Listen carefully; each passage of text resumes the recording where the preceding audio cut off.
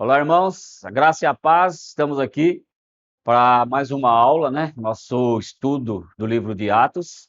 Hoje nós vamos falar sobre o capítulo 19, né? Só para relembrar um pouquinho, semana passada nós estivemos falando sobre o capítulo 18, que falou sobre o fortalecimento da missão do apóstolo Paulo, né? Então vimos ali que o apóstolo Paulo chegou na cidade de Corinto, né? Ali ele enfrentou uma oposição severa ali, né? E perversa também.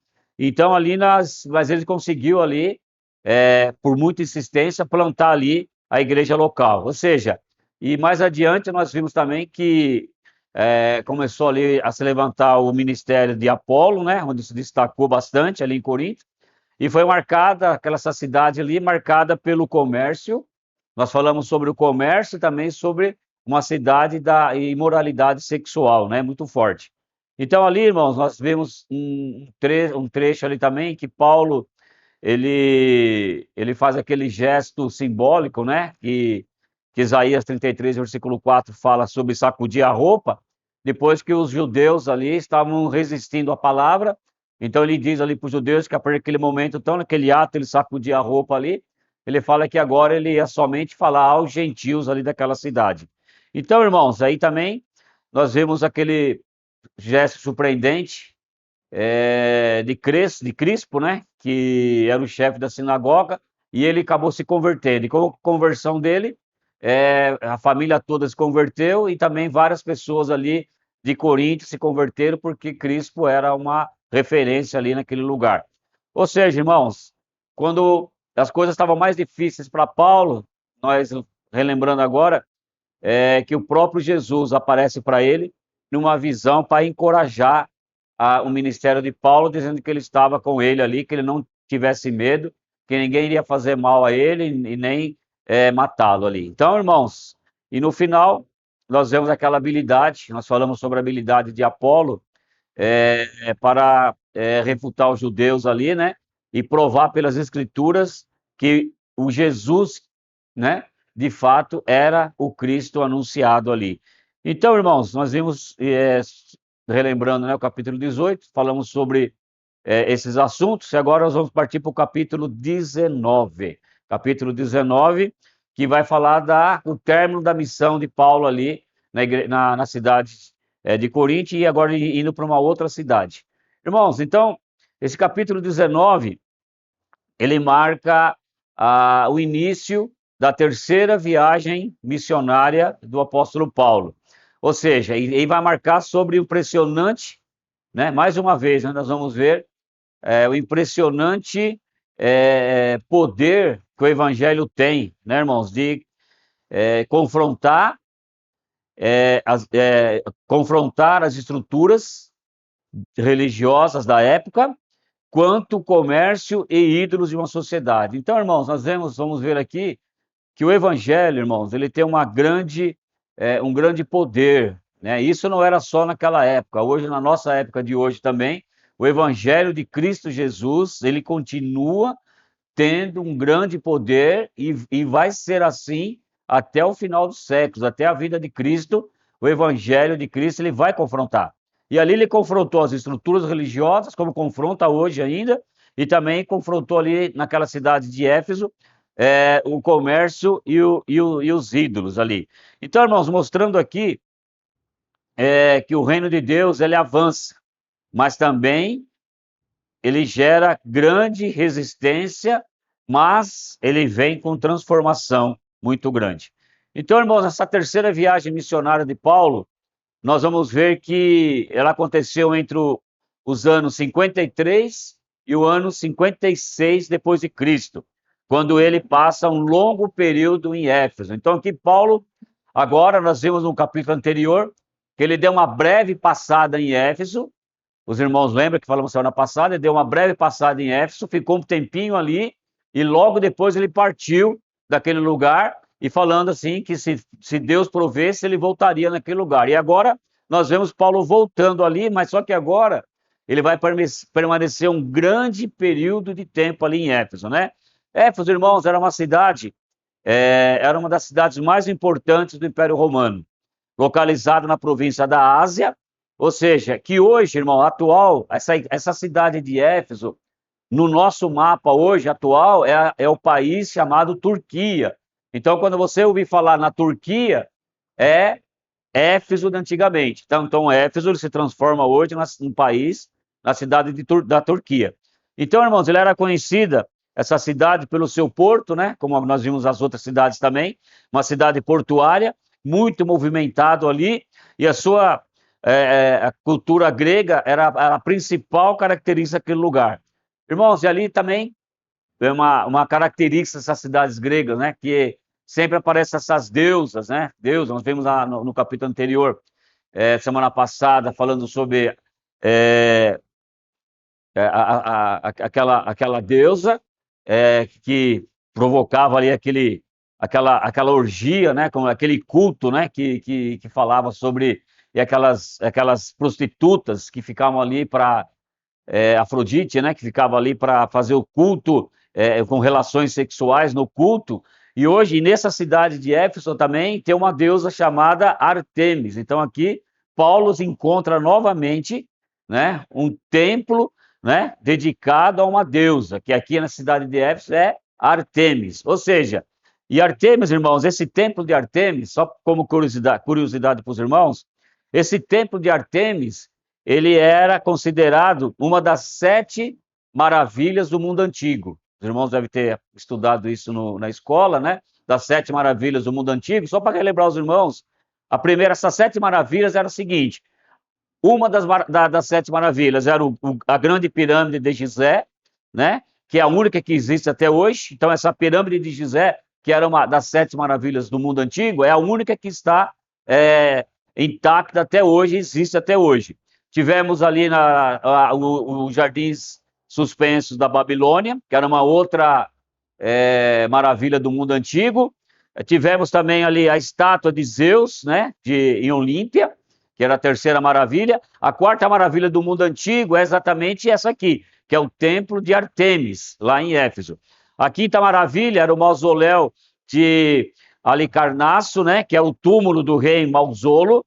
A sexta maravilha era o Colosso de Rhodes, né? E a sétima maravilha era o farol de Alexandria. Então aqui nós vemos que esse templo de Artemis ele estava incluído ali como uma das 7 maravilhas do mundo antigo. Aí para os irmãos verem a importância que tinha para a história da humanidade esse templo de Artemis, né?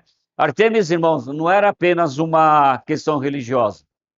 Nós vamos ver aqui que esse templo, né, dedicado a Artemis, não era somente uma questão religiosa, mas também trazia o quê?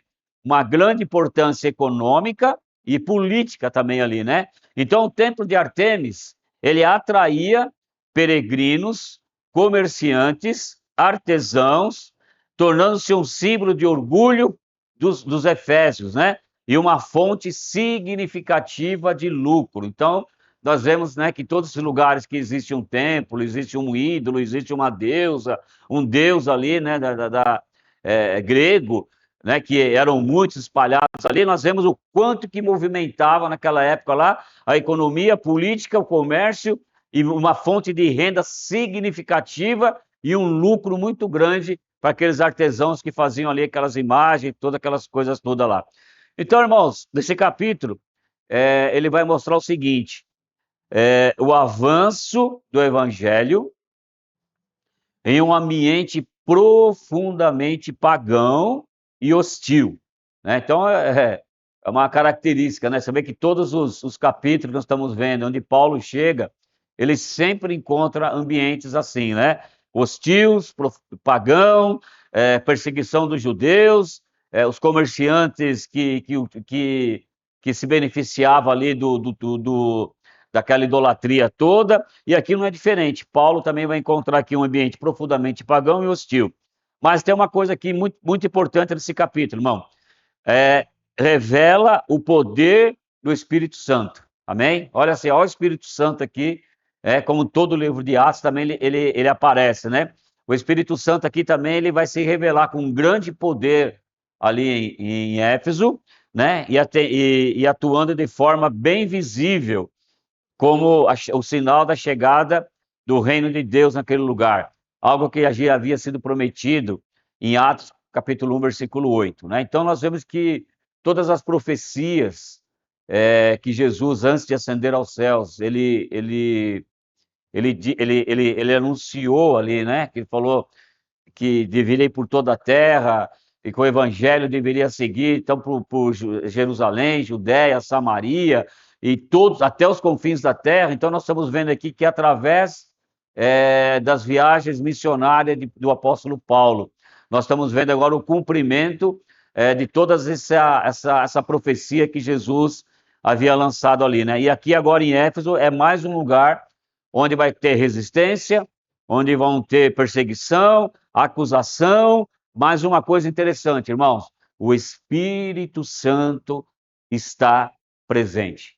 E aonde o Espírito Santo está presente, irmãos, há lugar de transformação, as pessoas estão mudando e Éfeso não vai ser diferente. Então, só para falar os versículos para os irmãos aqui, para a gente organizar. Então, Atos 19, do versículo 1 ao 7, ele fala sobre o encontro dos discípulos com o Espírito Santo. Do 1 ao 7. Do versículo 8 ao 20, ele vai tratar sobre o evangelho transformando a cidade de Éfeso. Do versículo 21 ao 41, vai falar agora sobre o tumulto, né? Revelando o poder do evangelho. Então, esses são 41 versículos, né? Divididos dessa maneira.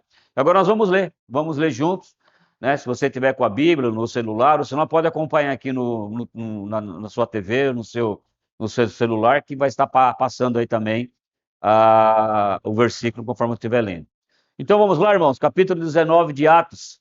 Mas antes de a gente ler, vamos orar, pedir que o Espírito Santo nos direcione nessa noite, amém? Para que seja uma aula produtiva e que os irmãos consigam absorver 100% e que o Espírito Santo nos ajude agora. Pai querido, em nome de Jesus, Pai, nós entregamos agora, Senhor, essa aula, Pai, diante do Senhor agora, Pai. Senhor, que seja mais uma noite de edificação no nosso meio, Pai. Que esse capítulo 19 possa trazer grandes revelações para nós, tanto para mim, quanto para os meus irmãos que estão assistindo, para que possamos crescer mais um pouco, Pai, no conhecimento da Tua palavra. Pedimos agora que o Teu Espírito Santo tome controle dessa aula, Deus, e nos ajude, Pai, tanto a ministrar e quanto estar ouvindo e entendendo tudo que o Senhor tem para nós nessa noite, em nome de Jesus. Amém, irmãos? Então vamos lá? Então, versículo 1 diz assim: Enquanto Apolo estava em Corinto, Paulo, atravessando as regiões altas, chegou a Éfeso. Ali encontrou alguns discípulos e lhes perguntou: Vocês receberam o Espírito Santo quando creram? Olha que importante isso aqui, irmãos. Só para dar uma paradinha aqui. Você vê que a preocupação do apóstolo Paulo, ao encontrar aqueles discípulos que estavam ali na cidade de Éfeso, ele faz uma pergunta que é para mim e para você também. Vocês receberam o Espírito Santo quando creram? Né? E eles responderam assim: não, nem sequer ouvimos que existe o Espírito Santo. Olha que interessante, irmãos. Esses discípulos já eram discípulos de Jesus, estavam ali seguindo a Jesus, mas olha que interessante, eles não haviam ainda tomado conhecimento sobre o Espírito Santo. Então, o que acontece ali agora? Versículo 3. Então, que batismo vocês receberam? Paulo pergunta para eles. Perguntou Paulo. O batismo de João, responderam eles. Disse Paulo: o batismo de João foi um batismo de arrependimento. Ele dizia ao povo que cresce naquele que viria depois dele, isto é, em Jesus. Ouvindo isso, eles foram batizados no nome do Senhor Jesus. Quando Paulo lhes impôs as mãos, veio sobre eles o Espírito Santo e começaram a falar em línguas e a profetizar. Olha só que tremendo isso, irmãos. Então não basta somente ser batizado, como eles foram batizados no evangelho, no batismo de João. Agora eles estão recebendo o batismo em nome do Senhor Jesus Cristo, né? Que mais à frente nós vamos falar um pouquinho sobre isso. E olha que interessante, quando Paulo impôs as mãos, olha a importância da imposição das mãos, irmãos. Por isso que Nós precisamos sempre estar presente perto das pessoas. A importância, né, da liderança, dos pastores, impor as mãos sobre as pessoas. E quando Paulo impôs as mãos ali sobre ele, aqui no versículo 6 diz que veio sobre eles o Espírito Santo e começaram a falar em línguas e a profetizar. Ou seja, eram ao todo uns 12 homens ali. Paulo entrou na sinagoga e ali falou com liberdade durante 3 meses, argumentando convincentemente acerca do reino de Deus.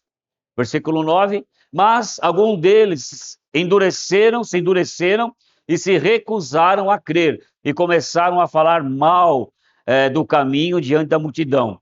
Paulo, então, afastou-se deles, tomando consigo os discípulos e passou a ensinar diariamente na escola de Tirano. Isso continuou por 2 anos, de forma que todos os judeus e gregos que viviam na província da Ásia ouviram a palavra do Senhor. Olha que interessante, irmãos. Aqui está dizendo que todos judeus e todos os gregos que viviam na província da Ásia ouviram a palavra do Senhor. Deus fazia milagres extraordinários ali, irmãos, por meio de Paulo. De modo que até os lenços e aventais de Paulo, que Paulo usava, eram levados e colocados sobre os enfermos. Esses eram curados de suas doenças e os espíritos malignos saíam deles. Alguns judeus que andavam expulsando espíritos malignos tentaram invocar o nome do Senhor sobre os demoniados, dizendo: em nome de Jesus, a quem Paulo prega, eu lhes ordeno que saiam. Os que estavam fazendo isso eram os 7 filhos de Seva, ou seja, um dos chefes dos sacerdotes dos judeus. Um dia, um espírito maligno lhes respondeu: Jesus eu conheço, Paulo eu sei quem é, mas vocês, quem são? Então o endemoniado saltou sobre eles e os dominou, espancando-os com tamanha violência que eles fugiram da casa nus e feridos. Olha só que interessante, irmãos. Aqui eles não tinham comunhão com Jesus, eles não seguiam a Jesus e eles quiseram expulsar o demônio daquele homem lá. Na verdade, o demônio se recusou a sair, porque falava: Jesus eu conheço, Paulo, o Jesus que ele prega eu conheço, mas vocês quem são, né? E eles levaram uma surra ali, ficaram nus e feridos. Quando isso se tornou conhecido, versículo 17, de todos os judeus e os gregos que viviam em Éfeso, todos eles foram tomados de temor. Um minutinho. De temor e tentaram. De temor, e o nome do Senhor Jesus era engrandecido, irmão, versículo 17. Muitos dos que creram vinham e confessavam e declaravam abertamente as suas obras. 19. Grande número dos que tinham praticado o ocultismo reuniram os seus livros e os queimaram publicamente, calculando o valor total entre esses chegou a 50.000 dracmas. Ou seja, irmãos, olha o poder do Evangelho, olha o poder do Espírito Santo para a vida desses homens. Dessa maneira, a palavra do Senhor muito se difundia e se fortalecia. Depois dessas coisas, Paulo decidiu no Espírito ir a Jerusalém, passando pela Macedônia e pela Caia. E ele dizia: depois de haver estado ali, é necessário também que eu vá visitar Roma. 22. Então enviou a Macedônia 2 dos seus auxiliares, Timóteo e Erasto, e permaneceu mais um pouco na província da Ásia. Naquele tempo, houve um grande tumulto por causa do caminho. Um ourives chamado Demétrio, que fazia miniaturas de prata do templo de Artemis e que dava muito lucro aos artífices, reuniu juntamente com os trabalhadores daquela profissão e disse: senhores, vocês sabem que temos uma boa fonte de lucro nessa atividade. E estão vendo e ouvindo como esse indivíduo, Paulo, está convencendo e desviando grande número de pessoas aqui em Éfeso. e em quase toda a província da Ásia. Diz ele que deuses feitos por mãos humanas não são deuses. Não somente há o perigo de nossa profissão perder sua reputação, mas também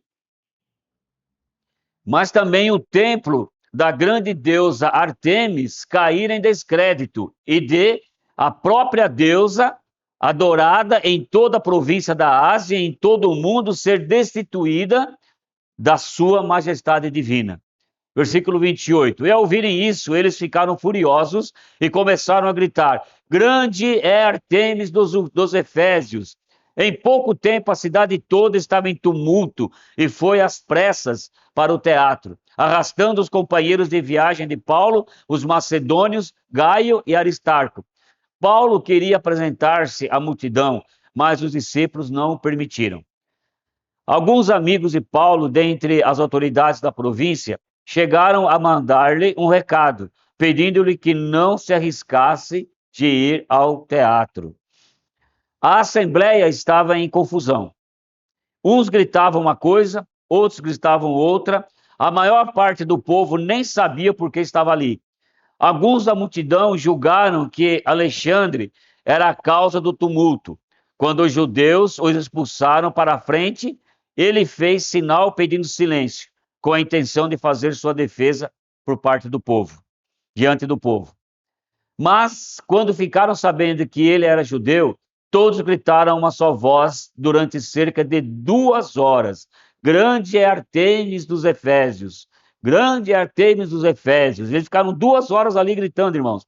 O escrivão da cidade acalmou a multidão e disse: Efésios, quem não sabe que a cidade de Éfeso é a guardiã do templo da grande Artemis e da sua imagem que caiu do céu?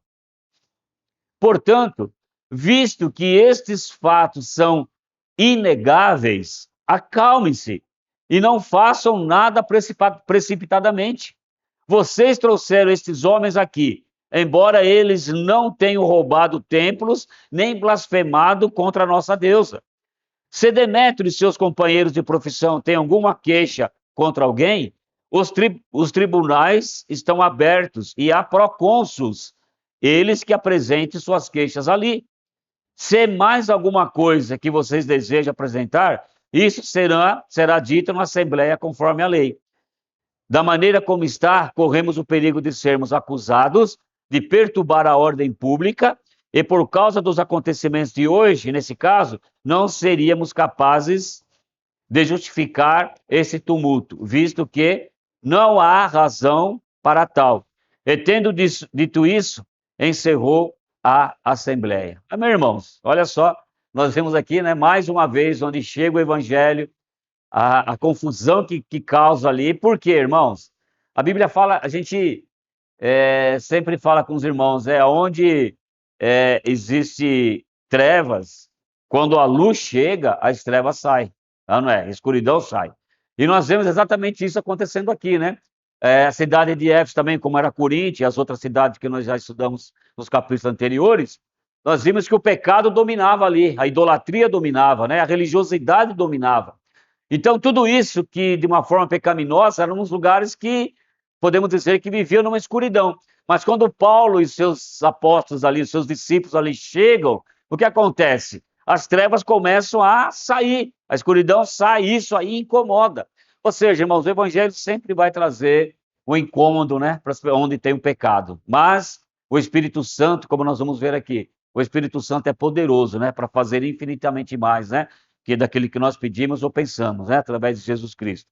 Então, queridos, o capítulo 19, ele mostra, então, Paulo encontrando alguns dos discípulos em Éfeso e faz uma pergunta direta, né?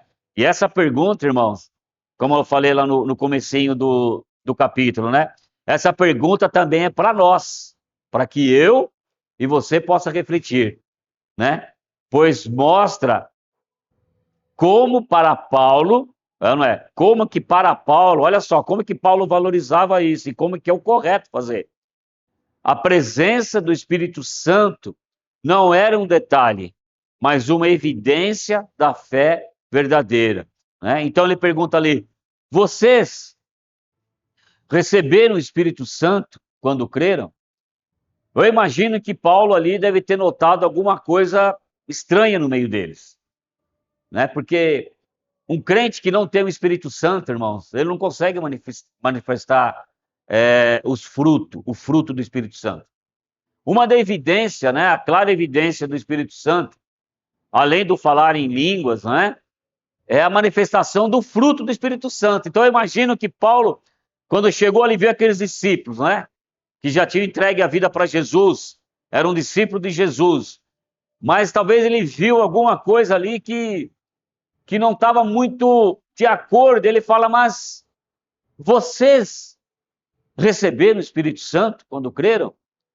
Ali eles perguntam, né? Os discípulos afirmam que nem ouviram falar do Espírito Santo. Olha só, irmãos, como que são as coisas. Ali, quando Paulo pergunta, questiona ele sobre o Espírito Santo, é o que eles falam: nós nunca nem ouvimos falar do Espírito Santo e haviam apenas crido no batismo de João. Os irmãos lembram, né? Nós já estudamos em Mateus, que João Batista, e o nome Batista porque ele batizava, né? João Batista vem do nome batismo. Então, João, ele era chamado João Batista porque ele era aquele homem que ficava batizando ali no Rio Jordão. E João batizou muitas pessoas ali. Só que João, irmãos, ele batizava anunciando a vinda de Jesus, anunciando a vinda daquele que viria tirar o pecado do mundo, anunciando a vinda do Cristo. Ou seja, irmãos, Paulo então explica que o batismo de João não era inválido.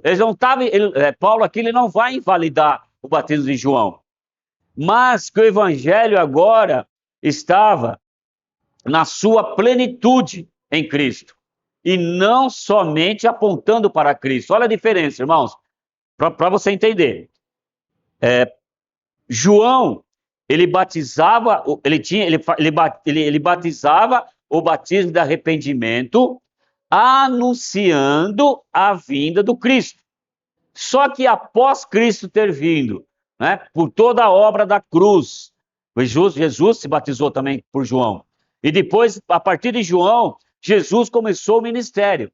E o ministério que foi culminar onde? Na morte e ressurreição de Cristo. E a partir daí, irmãos, agora já é a plenitude do Evangelho. Então já é a plenitude de Cristo. Não é mais o Cristo que estava sendo anunciado que viria. Já é o Cristo vivo, é o Cristo que já veio. Então, irmãos, agora, após isso, então, que eles entenderam, então, Paulo, então imagina ali que eles falavam, Paulo, agora nós entendemos.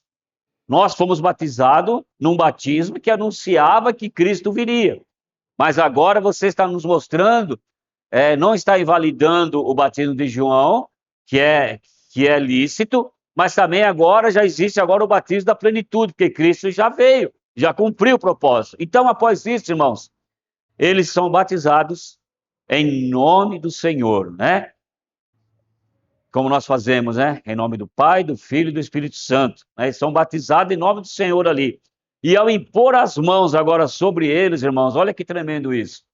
Paulo, ao impor as mãos sobre aqueles praticamente 12 homens que estavam ali, aqueles 12 discípulos, diz que o Espírito Santo vem sobre eles e começam a falar línguas e profetizam. Agora, além de eles receberem o batismo de Jesus, né? O batismo das águas, o batismo de Jesus, e agora aqueles discípulos também são batizados no Espírito Santo. Olha que tremendo, irmãos. Então esse é até hoje. É por isso que nós temos que ter esse batismo nas águas e nós também clamarmos para que sejamos batizados no Espírito Santo.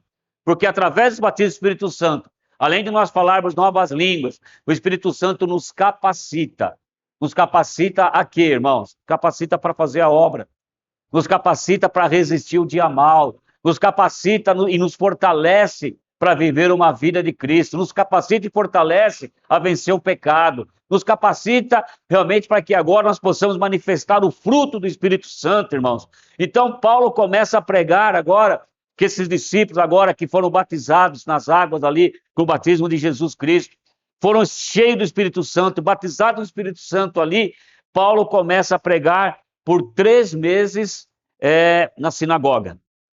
Mas ali ele começa a encontrar mais uma vez, né? Mais uma vez ele encontra ali resistência diante disso. Então ele passa agora, então ele deixa de pregar na sinagoga, ele passa a ensinar agora na escola de Tirano, como diz ali o versículo, né?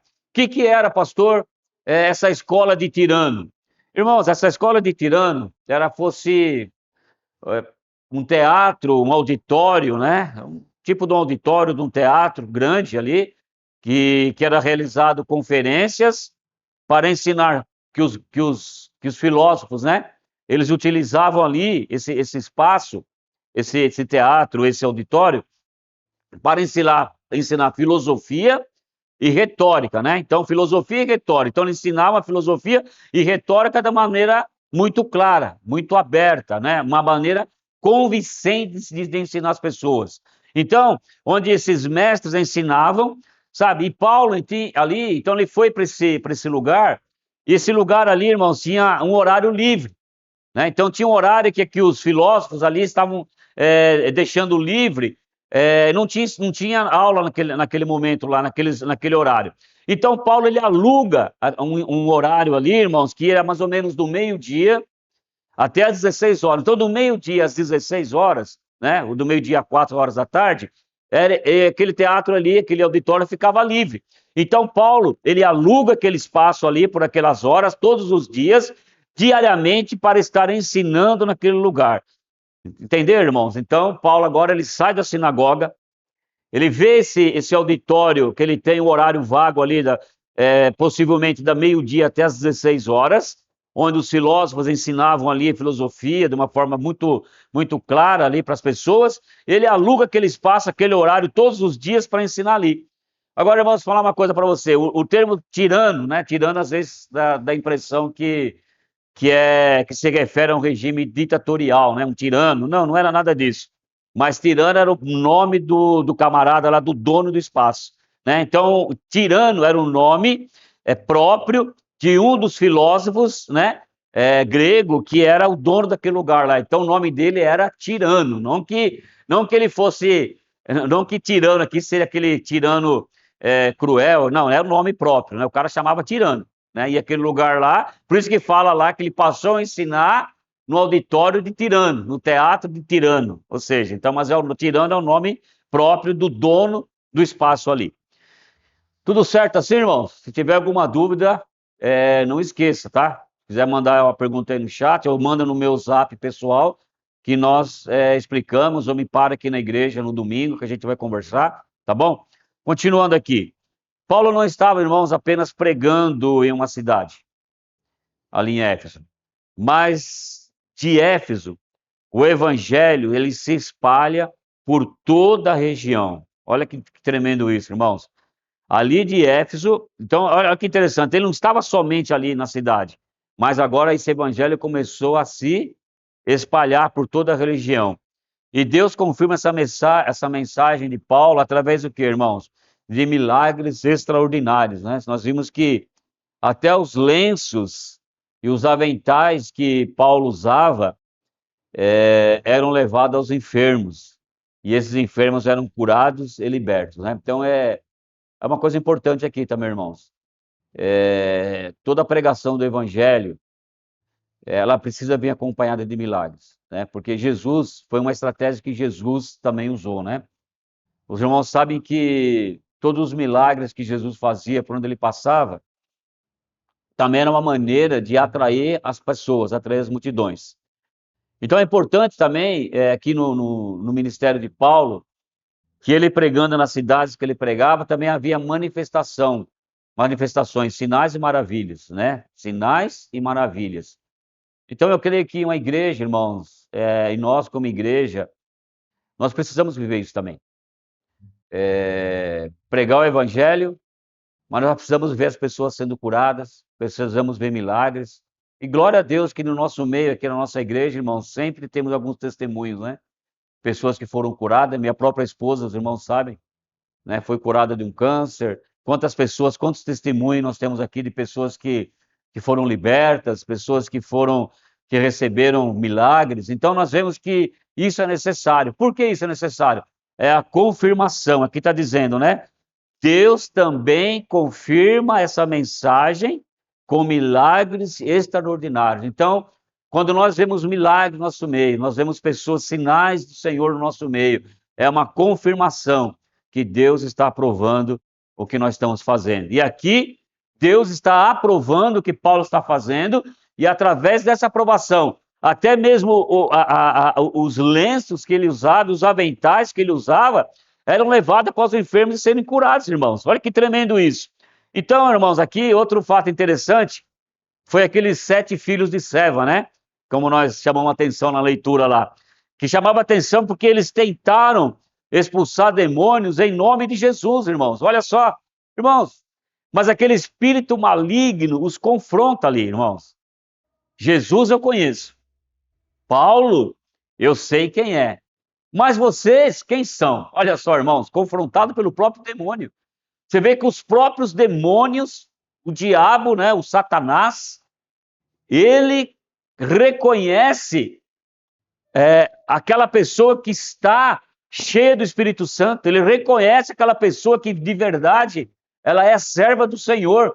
E esse próprio demônio, ele olhando para aqueles camaradas lá, ele zomba deles, fala, mas vocês quem são? Jesus, eu conheço.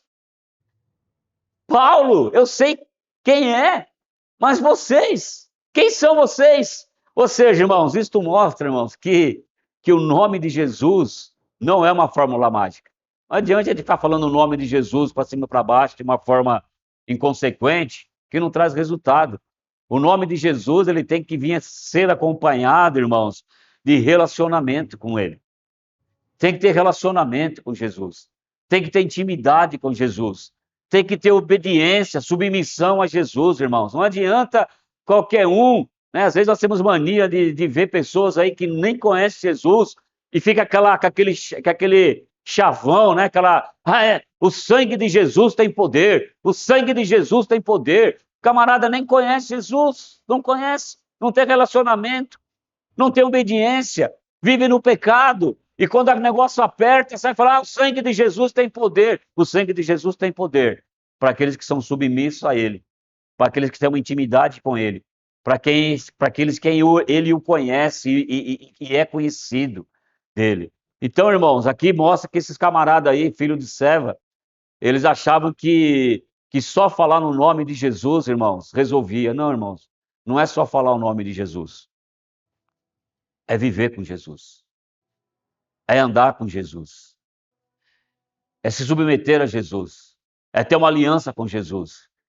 É abandonar o pecado e viver uma nova vida, irmãos. Então isso exige relacionamento. Os filhos de Seva, eles são humilhados ali pelo esse espírito maligno. São humilhados, irmãos. A Bíblia diz ali que eles ficaram pelados. Voltaram nus. Esse demônio deu uma surra nos 7 ali. E arrancou a roupa deles. Já diz que eles saíram nus e humilhados daquele encontro ali, irmãos. Olha só, qual o resultado foi esse, irmãos? O resultado, irmãos, é que trouxe grande temor e crescimento do evangelho. Quando essa notícia se espalhou, irmãos, além deles virarem motivo de chacota ali, aqueles 7 filhos de Seva, virarem motivo de chacota por o que aconteceu com eles, por outro lado, irmãos, o evangelho do Senhor provocou um grande temor nos moradores da cidade de Éfeso. E qual o resultado disso? Foi um crescimento do evangelho ali, irmãos. Um crescimento do evangelho. Então, o capítulo, ele mostra também Paulo já sendo confrontado, né, pelos ourives, né, e aquele camarada chamado Demétrio, né, que lucrava com miniaturas do templo de Artemis, né? Então é aqueles caras que fazem essas imagens do templo, imagens de Artemis, e ele trazia e ganhava muito dinheiro com isso, né? Algumas dessas cidades religiosas que nós conhecemos aqui, até mesmo no Brasil, né? Aqui em São Paulo tem até uma cidade assim, que quando você chega lá tem muitos ourives ali, tem aquelas estatuezinhas, aquelas coisas que vendem, e o povo vive desse comércio, né? Então o povo dessa cidade vive desse comércio e traz grande lucro ali. Mas ali, irmãos, olha só, Demétrio ali que lucrava com esse comércio de miniaturas do templo de Artemis. Então ele convoca agora os artesãos daquele lugar para denunciar Paulo. Ou seja, para denunciar Paulo por entender que a pregação de Paulo ameaçava não só a religião, mas também o comércio local. Ou seja, então ele convoca todos os camaradas ali que viviam disso como ele, aqueles ourives ali, aqueles artesãos que viviam da exploração daqueles estatuazinhas lá, aquelas coisas que eles faziam, e ele convocou todos e falou: esse camarada aí está pregando, e as pessoas estão se convertendo a Cristo. E ele está falando que essas imagens não têm valor nenhum, espiritualmente não tem valor nenhum. O que vai acontecer? Além de ele provocar agora uma debandagem aqueles que creem em Artemis, do culto de Artemis, e agora também ele vai acabar com o nosso comércio. Nós vamos viver do quê, se ele continuar? Então, irmãos, Paulo para ali fazendo uma pregação ali, era uma ameaça, não só para a religião, mas também para aqueles comerciantes locais. Irmãos, entenda uma coisa: o evangelho nunca vai ser neutro. Ele não era naquele tempo e hoje também não é. Ele confronta. O evangelho, ele confronta. Amém? Jesus mesmo disse, né? Ele não veio para trazer paz. Ele veio para confrontar mesmo. O evangelho de Cristo, irmãos, é assim que funciona. Ele vai confrontar o pecado. Ele vai confrontar as coisas erradas. Ele vai confrontar a idolatria. Ele vai confrontar a religiosidade. Então, irmãos, o evangelho nunca será neutro. Não pense que é por isso que você às vezes tem tanta dificuldade de ver as pessoas aceitando o que você fala sobre Jesus. Porque não é neutro, porque mexe com a pessoa. Então ali é a mesma coisa. Então ele confronta as estruturas injustas, as idolatrias, a religiosidade. Então a reação de Demétrio, irmãos, ela era movida por um zelo religioso quanto pelos interesses econômicos. Olha o confronto aqui. Aquela religiosidade, aquela adoração que aquele povo tinha sobre Artemis ali, sabe? Os irmãos que vinham e compravam aquelas miniaturas que ele faziam. Então isso aí, o problema de Artemis era movido por esse zelo religioso e por interesses econômicos, irmãos. E ali toda a cidade, irmão, o tumulto toma a cidade toda. O povo se reúne no teatro, né, onde Paulo ensinava, onde Paulo estava alugando o horário dele ali. O povo vai lá para frente, se reúne ali no teatro e começa a gritar 2 horas seguidas: grande é Artemis dos Efésios, grande é Artemis dos Efésios, grande é Artemis. 2 horas, irmãos, o povo falando isso ali. Para quê? Para confrontar a Paulo. Então, irmãos, mas na verdade, e no final, irmãos, ali vamos que o escrivão ali daquele lugar, daquela cidade, ele chama o povo. Ele reconhece que tanto Paulo como seus discípulos ali, os cristãos que estavam ali, não haviam cometido crime ou blasfêmia. Não haviam. E ele acalma a multidão e ali diz que o tumulto termina, né? Você vê que, mais uma vez, né, Deus movendo, né, o sobrenatural, né, para que Paulo e os seus discípulos continuassem a obra, continuassem a pregação do evangelho, né? Então esse escrivão, né, assim como já tinha sido com o procônsul lá no capítulo 18 lá de Corinto, né, que também não deu atenção para a acusação que o povo estava fazendo sobre Paulo. Aqui é a mesma coisa, esse escrivão falou também a mesma coisa: eu não sei porque que vocês estão tão nervosos, tão bravos assim. É claro e evidente que eles não fizeram nada contra a idolatria sobre Artemis aqui.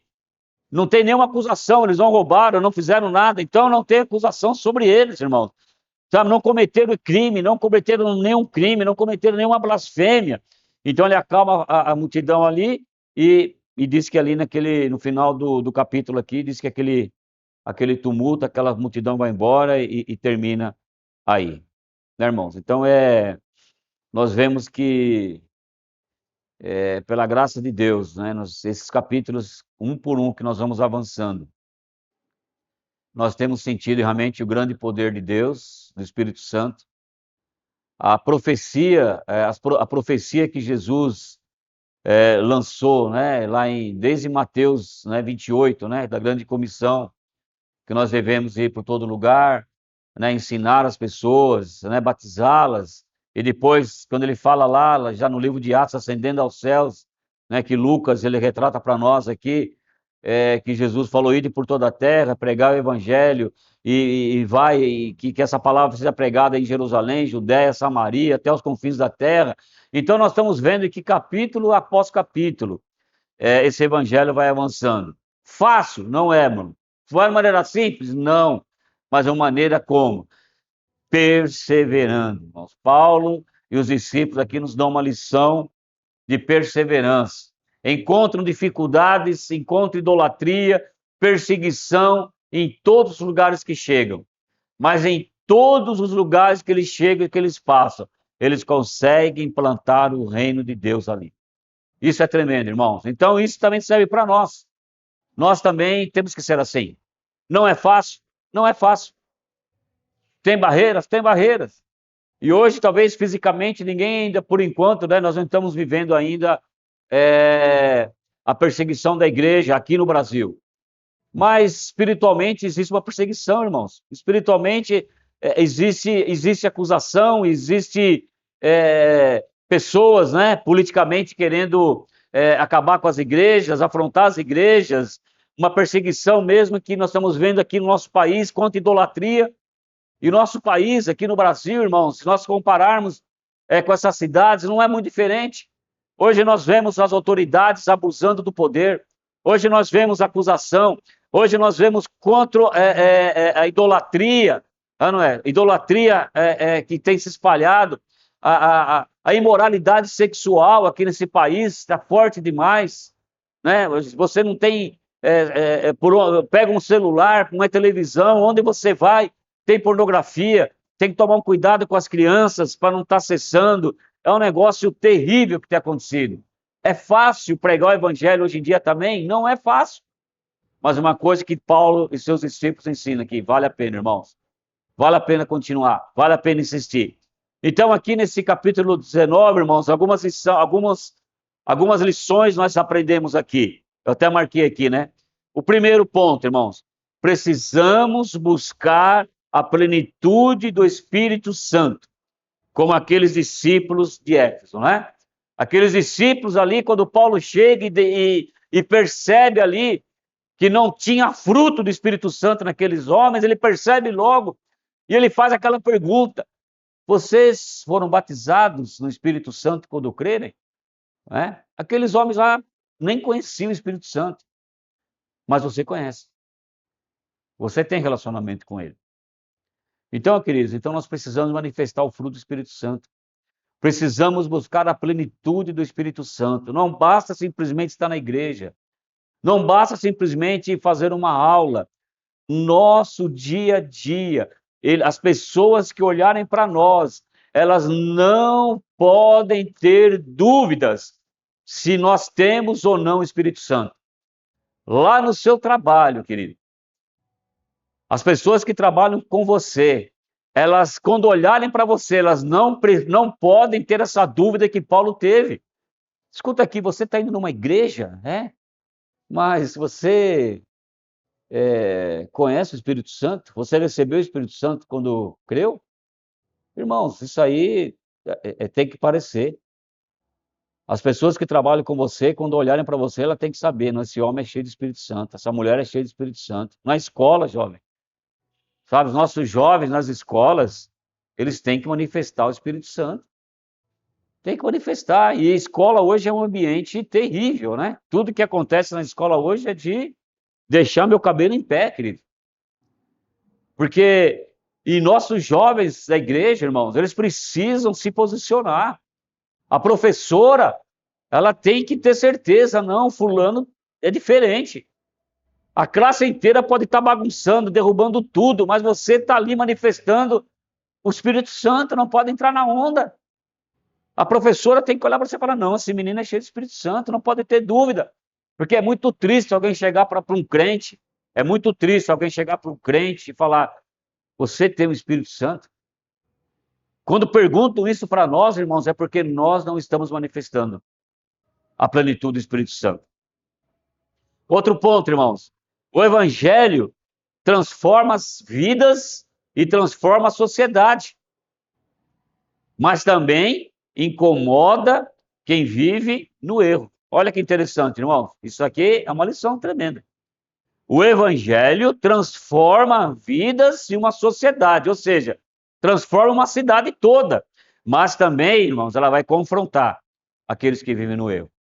E quando o camarada que vive no erro é confrontado, ele quer acusar, ele quer se levantar contra, ele quer fazer como se Demétrio fez, né? Acabar com a idolatria ali, achando que ia acabar com a idolatria a deusa Artemis, acabar com o comércio dele, isso confronta, irmãos.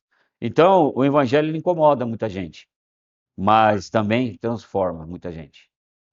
Do mesmo período que ele incomoda, ele transforma. E muitas dessas pessoas que se incomodam, irmãos, o Espírito Santo ele pode mover na vida delas e ela ser mudada e transformada. É por isso que nós continuamos pregando. Outro ponto que nós chamamos a atenção aqui é milagres e manifestações espirituais. São importantes, mas são importantíssimos, irmão.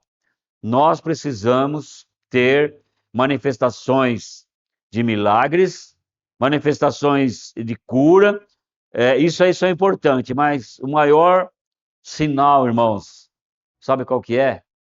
É o reino e a transformação dos corações, amém? Que não basta só a pessoa ser curada, não basta só a pessoa ser liberta de um espírito maligno. O coração dessa pessoa precisa ser transformado. Sabe por quê? Porque a doença pode voltar, os demônios podem voltar, mas um coração que é transformado, um coração que é mudado, um coração realmente que recebe a palavra lá como os bereanos, que recebe a palavra com grande alegria, eles são transformados, o coração é transformado. Então, milagres e manifestações são importantes, mas o mais importante, irmãos, é que os nossos corações sejam transformados. Amém, irmãos? E para continuar aqui, nós não podemos brincar com o nome de Jesus, como nós falamos lá, com aqueles filhos de Seva, né? Aqueles 7 meninos lá. O nome de Jesus, irmãos, não é brincadeira, o nome de Jesus não é uma palavra mágica, não. O nome de Jesus, ele exige compromisso. Exige compromisso. Não apenas palavras. Não apenas palavras. Compromisso. Deus quer de mim e de você compromisso. Amém? O avanço do reino, ele gera resistência, mas Deus continua no controle. Amém? Mesmo havendo resistência, o avanço do reino, ele continua crescendo e vai continuar assim, irmãos. Por pior que seja o lugar que nós vivamos, por mais difícil que seja a palavra penetrar, mas ela vai penetrar. O evangelho não vai parar. Pode vir perseguição, as autoridades podem vir contra nós, podemos ser acusados injustamente, como Paulo foi, as pessoas podem querer zombar de nós, mas pode ter certeza de uma coisa: a igreja de Cristo, ela vai prevalecer, ela sempre prevalece. É o que nós estamos vendo aqui, capítulo após capítulo de Atos. Desde o capítulo 1, nós estamos já no 19, e todos os capítulos nós vemos como que o evangelho vai avançando, irmãos. Então, irmãos, a nossa fé precisa gerar impacto público, assim como aconteceu lá em Éfeso, né? Então, as igrejas da cidade, elas precisam gerar esse impacto público. Nós não podemos nos apequenar, nós não podemos nos encolher, nos esconder, não. Nós precisamos cada dia mais ir para fora das 4 paredes. Você vê ali que Paulo, ele sai da sinagoga. Ele sai da sinagoga, nós vemos lá em Corinto, nós vemos lá em Atenas, nós vemos lá em Tessalônica, nós vemos lá na cidade de Bereia. Nós estamos vendo agora aqui em Éfeso, o Paulo fica um tempo na sinagoga, mas às vezes ele vai lá para a cidade, ele vai para as praças públicas ali. Agora ele alugou esse teatro, esse anfiteatro ali, esse auditório do filósofo tirano ali, e começou a ensinar a palavra de Deus ali, e as pessoas se reuniam. Então nós precisamos gerar o impacto público na cidade, irmãos. Eu creio, eu tenho orado para que Deus use a nossa igreja, que é a Igreja Sementes, assim como todas as outras igrejas que estão plantadas aqui na cidade de Mauá, que nós possamos nos unir, irmãos. Possamos nos unir, e quanto mais essas igrejas se unirem, irmão, nós vamos gerar um impacto nessa cidade. Quanto mais as igrejas estiverem unidas, e que nossa igreja, ela possa gerar um impacto aqui no Itaparque. Nós que estamos plantados aqui no Itaparque, e eu creio que Deus vai nos fazer crescer, de repente nós vamos para outros bairros aqui dessa cidade, e vamos tomando essa cidade, e você está dentro desse projeto. Você que está aprendendo agora, você que está fazendo esse curso da Escola Bíblica junto conosco, a intenção nossa é que você seja capacitado pelo Espírito Santo. Assim como Paulo chegou naqueles discípulos, impôs as mãos sobre eles, vocês agora vão receber o batismo de Cristo. A hora de impor as mãos sobre eles, foram batizados do Espírito Santo. E aqueles homens abalaram as estruturas ali em Éfeso. Abalaram ali. Paulo depois sai de Éfeso, vai para outras cidades, como nós vamos ver. Mas ali ficou plantada uma igreja, e a cidade de Éfeso, irmão, que era uma cidade idólatra. Uma cidade que tinha aquela deusa Artemis, tomada pela idolatria. A partir desse momento em que Paulo faz esse impacto público ali junto com os discípulos, cheio do Espírito Santo, aquela cidade é transformada. Cidade transformada, curada e liberta pelo poder do Evangelho de Cristo. É isso que nós queremos, irmãos. E é para isso que nós estamos aqui. É para isso que nós estamos com essas aulas online agora. É para isso que nós estamos orando, para que o Espírito Santo me encha a minha vida, enche a sua vida, nos dê autoridade, poder, para que nós possamos a cada dia mais ser usados aqui nesse bairro de Itaparque, irmãos. E a partir desse bairro nós possamos tomar essa cidade e fazer o que, irmãos? Como nós falamos a semana passada, nós precisamos fazer o nome de Jesus se tornar conhecido. Amém? O nome de Jesus, ele não pode mais continuar sendo um Deus desconhecido. Ele precisa se tornar o Deus conhecido dessa cidade, em nome de Jesus. Amém, queridos? Glória a Deus. Assim, nós estamos encerrando mais um capítulo, capítulo 19. Próxima semana nós vamos falar sobre o capítulo 20, né? E vamos ver o alerta. Não perca a próxima aula, querido, não perca. A próxima aula nós vamos ver que Paulo vai deixar um alerta para a igreja de hoje, para a nossa igreja. Vai ser muito importante esse capítulo. Então já prepara seu coração, esteja orando, para que o próximo capítulo Deus possa falar tremendamente com você, comigo, e que possamos crescer um pouco mais. Amém? Eu quero orar pela sua vida agora. Em primeiro lugar, eu quero agradecer a você que tem acompanhado essas aulas. Eu creio que Deus vai dar um grande crescimento e maturidade para nós através dessas aulas. Eu quero agradecer a você, muito obrigado. Quero orar por você agora. Pai querido, em nome do Senhor Jesus, ó Deus, obrigado, Pai, porque mais uma vez, ó Deus, nós sentimos aqui a presença do Teu Espírito Santo, tanto aqui ministrando essa aula, como talvez na casa de cada um desses irmãos, ó Pai querido, em que nós entramos. Que o Senhor continue abençoando cada lar, cada televisor agora ligado nessa mensagem, cada celular que está ligado agora, Pai querido. Abençoa, Pai querido, essa casa, abençoa esses irmãos que estão online agora. Deus, que haja a graça do Senhor sobre essas vidas. Deus, que o Espírito Santo, Pai querido, possa tomar a vida de seus irmãos, que haja fruto do Teu Espírito Santo sobre cada um, Pai, que cada um venha a ser tremendamente usado pelo Senhor, assim como aqueles discípulos, ó Pai, onde Paulo impôs as mãos ali na cidade de Éfeso, eles foram usados ali para pregar a Tua palavra, Pai. Deus, traga, Deus querido, essa unção sobre nós, sobre essa igreja, Pai querido, sobre esses homens e mulheres, ó Pai, que estão assistindo agora. Deus, e que essa noite, Pai, nós possamos ter uma noite de paz, uma noite de graça. Cuide, Deus, de cada família aqui, Pai. Abençoe o sono desses amados. Abençoe o trabalho de cada um, Pai querido. Abençoe a família, os filhos, ó Pai. Deus querido, em nome do Senhor Jesus. Pai, que na próxima semana nós possamos ter saúde, possamos ter graça do Senhor para estar ministrando e ouvindo mais uma aula. em nome de Jesus. Amém, queridos? Um grande beijo, um abraço. Tchau, tchau. Até a próxima.